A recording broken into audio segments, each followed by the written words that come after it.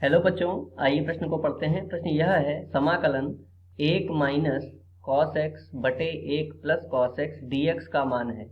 यहाँ पर चार विकल्प दिए गए हैं। विकल्प ए 2 tan x बटे 2 माइनस एक्स प्लस सी, विकल्प बी 2 tan x बटे 2 प्लस एक्स प्लस सी, विकल्प सी tan x बटे 2 प्लस एक्स प्लस सी तथा विकल्प डी tan x बटे 2 प्लस 2x प्लस सी।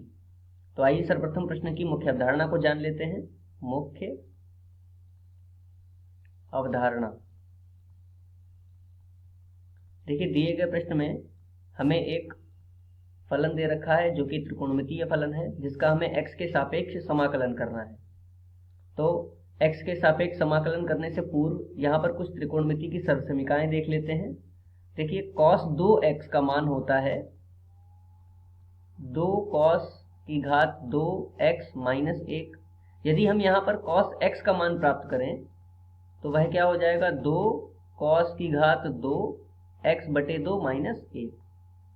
इसी प्रकार cos 2x का एक और भी मान होता है, cos 2x बराबर साइन के पदों में 1 माइनस साइन की घात 2x।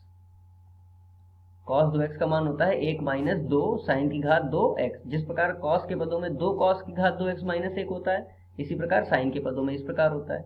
यहाँ से यदि हम cos x का मान प्राप्त करें साइन के पदों में तो हमें प्राप्त होगा 1 माइनस 2 साइन की घात 2 x बटे 2। तो आइए इन दोनों मानों को रख करके इस फलन को हल करते हैं। देखिए दिया गया फलन है समाकलन 1 माइनस cos x। अब यहाँ पर देखिए cos x का हम वो मान रखेंगे जिससे ये जो 1 है वो कट जाए। ठीक है, तो यहाँ पर हम cos x का मान साइन के पदों में रखते हैं, जो कि होगा 1 माइनस माइनस प्लस 2 साइन की घात 2x बटे 2। बटे में cos का वो मान रखेंगे जिससे ये 1 कट जाए, तो cos का मान हम cos के पदों में रखेंगे, जो कि होगा 1 प्लस 2 cos की घात 2x बटे 2 माइनस 1। तो यहाँ पे देखिए माइनस 1 से प्लस 1 और यहाँ पर भी 1 से ये 1 कट जाएगा। तो अंततः हमें क्या प्राप्त होगा, 2 साइन की घात 2x बटे 2, 2 साइन की घात 2x बटे 2 और बटे में 2 cos की घात 2x बटे 2। तो 2 से 2 कट गया, हमें प्राप्त होगा समाकलन साइन बटे cos क्या होता है, tan की घात 2x बटे 2।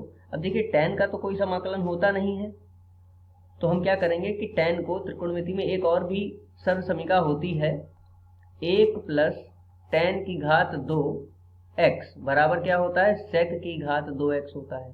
तो यहाँ से यदि हम tan की घात 2x का मान प्राप्त करें तो क्या हो जाएगा, sec की घात 2x माइनस 1।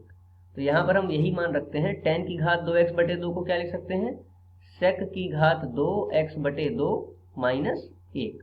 और इसका अब हम x के सापेक्ष समाकलन करते हैं, तो इनको अलग अलग कर लेते हैं। देखिए समाकलन sec की घात 2x बटे 2 माइनस समाकलन 1। अब इन दोनों का हमें x के सापेक्ष समाकलन करना है।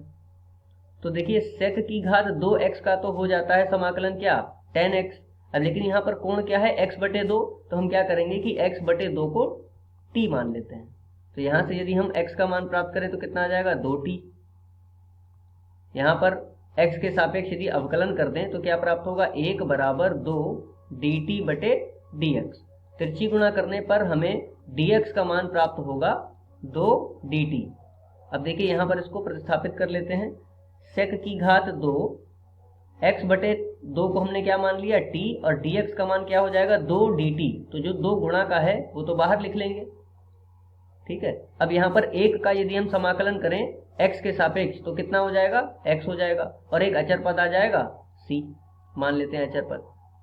अब देखिए 2 sec की घात 2 t का समाकलन t के सापेक्ष कितना हो जाएगा, tan t minus x plus c। अब देखिए t हमने किसको माना था, x बटे 2 को, तो हमें अंततः प्राप्त होगा 2 tan x बटे 2 माइनस x प्लस c।